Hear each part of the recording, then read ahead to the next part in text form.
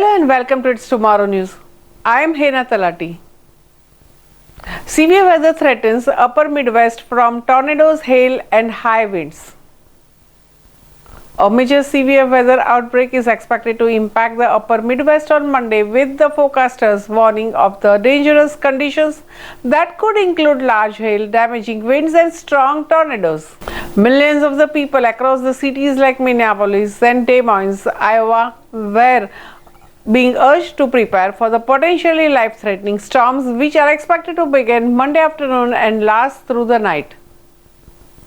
The severe weather threat will stretch across more than 45 million people from US and Mexico border in Texas to the US-Canada border in the upper Midwest.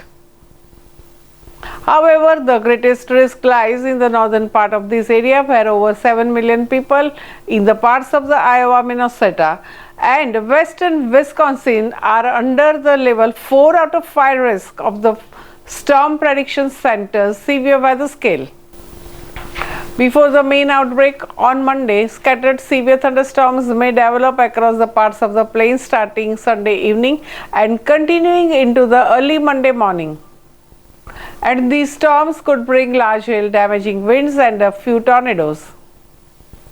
The SPC has placed more than 2 million people in the West Texas to North Dakota under the level 2 out of 5 risk, with another 8.5 million people in the level 1 risk from the West Texas to Minnesota.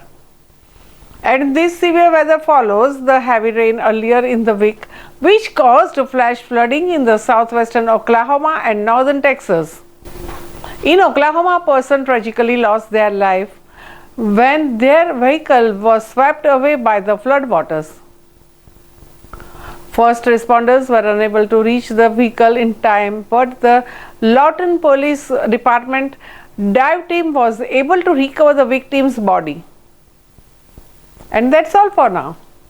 For more weather news updates, stay tuned on It's Tomorrow News.